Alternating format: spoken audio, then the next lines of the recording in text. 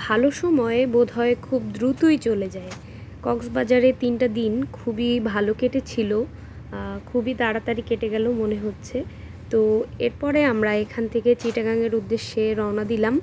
ওখান থেকে চলে যাব চাঁদপুরে, কারণ আমার মামা শ্বশুরের বাসায়, সেখানে আমার এখনও যাওয়া হয়নি। তো এই সুযোগে একসাথে যাব। এরপর চিটাগাং নামলাম, প্রায় বিকেল হয়ে গেল। এখানে আর তেমন ঘোরাফেরা করতে পারলাম না। এরপরে এখান থেকে চলে আসলাম ট্রেন স্টেশনে। তেমন বেশি সময়ও হাতে ছিল না। এখানেও প্রায় ট্রেনে বসার কিছুক্ষণ পরেই ট্রেন ছেড়ে দিয়েছিল, তাই তেমনভাবে ভিডিও করা হয়নি। আমার জার্নিতে শরীরটাও একটু খারাপ ছিল। তো ট্রেন থেকে প্রায় 9টার দিকে আসলাম, মামা নিয়ে আসলো। মামা বাড়িতে চলে এসেছি চাঁদপুরে। এরপরে নতুন যেহেতু আসলাম এই প্রথম, তাই আমাকে বরণ করা হচ্ছিল। নতুন বউ যেহেতু, বরণ করে আমাদের ঘরে নেওয়া হলো। মামি বরণ করলো, মিষ্টিমুখ করিয়ে দিল।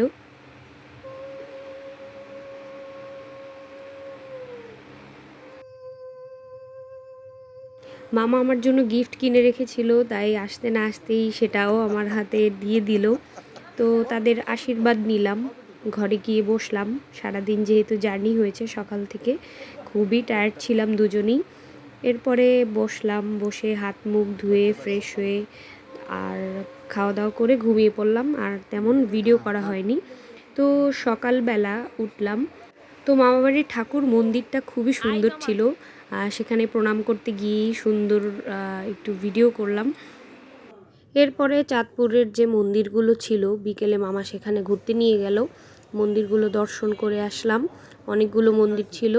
আর কয়েকদিন পরেই ছিল সরস্বতী পূজা, তাই একটা মন্দিরে অনেক সরস্বতী ঠাকুর বানানো হচ্ছে। আজকে মন্দিরগুলো ঘুরে তারপর বাসায় চলে গিয়েছিলাম, তাই আর ভিডিও করা হয়নি। পরের দিন বের হলাম আমার এক ফ্রেন্ডের বাসায়। ও আমার ছোটোবেলার ফ্রেন্ড, তো ওরাও এখন চাঁদপুরে থাকে। তো ওদের বাসায় আসলাম। ও আমাদের জন্য এই সব খাবার অ্যারেঞ্জ করেছিল।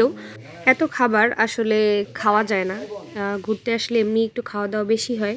তারপরও কি আর করব, খেলাম কিছুটা যা যা পেরেছি। এরপরে একটু ভিডিও করলাম এখানে। তারপরের দিন আবার আমার এই ছোট্ট ননদকে নিয়ে বের হলাম একটু শপিংয়ের উদ্দেশ্যে, যে দেখি কি কি কেনা যায়।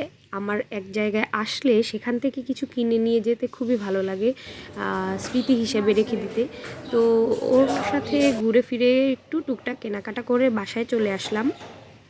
এটাই হচ্ছে মামাবাড়ি। তো এরপরে সেদিন বিকেলেই আবার ঘুরতে বের হলাম। এখানে 3 রাস্তার মোড় একটা জায়গা আছে, পদ্মার পাড়।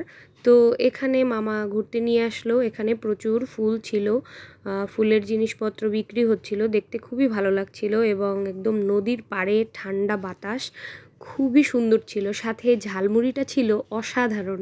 তো এখানে ঝালমুড়ি দেখে আমি না খেয়ে পারলাম না। এরপরে এখান থেকে ঘুরে ফিরে আমরা একটু নৌকা ভ্রমণ করলাম। নৌকায় করে আমরা যাব মামার দোকানে।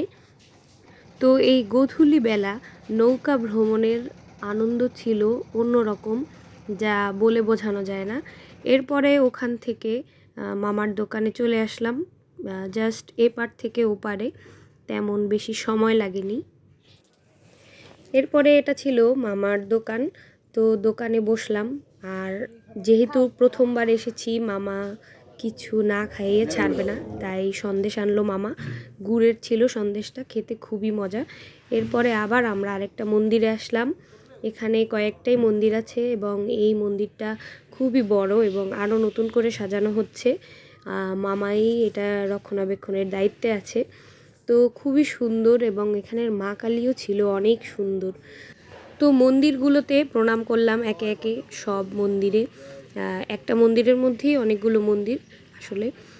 তো এখানে নতুন আরেকটা মন্দির হচ্ছে, রাধা গোবিন্দর কাজ চলছে, এখনও হতে দেরি। তো মামা আমাদের এটাই ঘুরিয়ে ঘুরিয়ে দেখাচ্ছিল এবং কীরকম কি প্রজেক্ট হবে সেটা সম্বন্ধে বলছিল। খুবই ভালো লাগলো। ওখানে অনেক দিনই থাকা হলো, তাই কয়েকদিনের ভিডিও আমি একটু একটু করে জোড়া দিয়েছি, কারণ এক এক দিনে তেমন ভিডিও করা হয়নি। এরপর গেলাম ইসকন মন্দিরে। এটাও খুব সুন্দর ছিল মন্দিরটা। তো এই মন্দির দর্শন করে আমরা এরপরে বাসায় চলে গিয়েছিলাম। আজকের মতো এখানেই ব্লগটা শেষ করলাম। ধন্যবাদ সবাইকে।